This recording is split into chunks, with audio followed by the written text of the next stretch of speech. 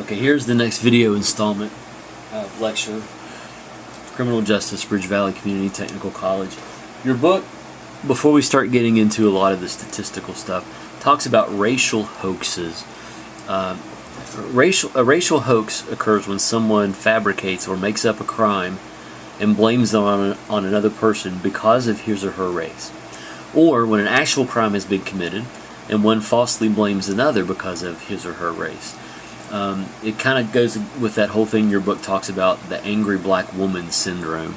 And I'm going to attempt to show you a piece of a video, hopefully, that I have up here. So let me find that here real quick, as you bear with me.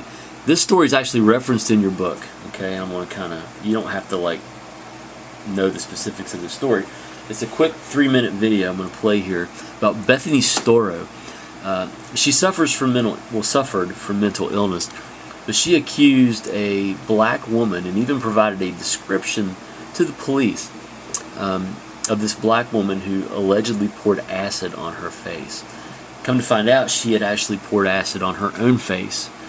So she made up the story and immediately went to the angry black woman stereotype and said that it was a black woman who did this to her. So I'll let you see a little bit of this. Hopefully this will work. But she claims she'd been attacked by a stranger with acid. Her story, though, took a bizarre turn when she admitted that she made it all up.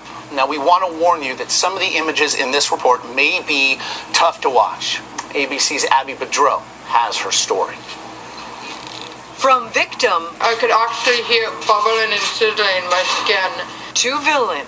Makes me sick. 3 years ago in Vancouver, Washington, 28-year-old Bethany Storrow told police out of nowhere a woman threw liquid acid in her face. But it turned out to be a hoax. Storrow did it to herself. In this exclusive interview with ABC News, Storrow is speaking out on camera for the first time. And I made a mistake, and I hope that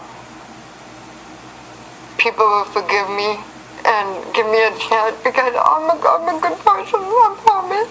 I am. Storrow, who's hard of hearing, says she had an undiagnosed case of body dysmorphic disorder, a mental illness that causes an obsession over minor or imagined flaws. In the mirror, I saw a distorted monster. Finally, when she couldn't bear the face she saw in the mirror anymore, she says she turned to liquid acid to melt it away. And she says to end her life. It was like fire to my face. I was so happy. I thought I found the answer. But she says when the pain became unbearable, she couldn't bring herself to drink the acid. I'm freaking out, like, this isn't working. What am I going to do now? So she drove down the street and screamed for help. Somebody screamed out, "Did someone do this to you?" I just said yes, and that's when it all began. She even gave... And we'll go ahead and stop the video there. If you want to watch more of this, you can easily find it online. But that's the description that she gave to the police after she went down the street running, screaming. It was a black woman that did this to her. So immediately went to this image. And there was a lot of money spent and wasted trying to find a black perpetrator here. So I'm going to go ahead and get back to where we were. Hopefully with the PowerPoint presentation.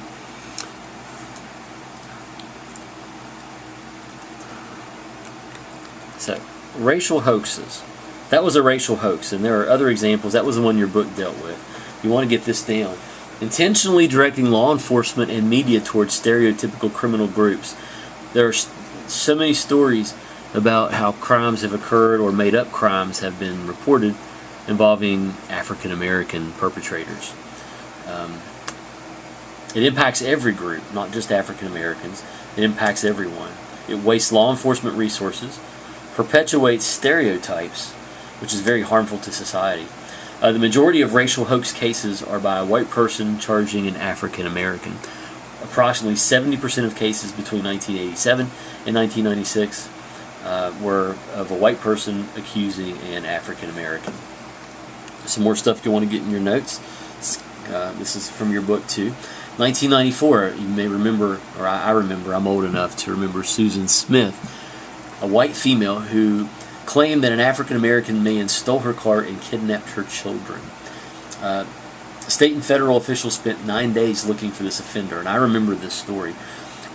Ultimately, it was discovered she had killed her own children. She drove her car into a lake, drowning her kids. She had strapped them into their car seats, but blamed a black male, and the news coverage was immense. It was everywhere. Everyone was looking for this black male. There are other cases of minorities who have truly been victimized, kidnapped, murdered. They don't get nearly the amount of media attention. They haven't historically.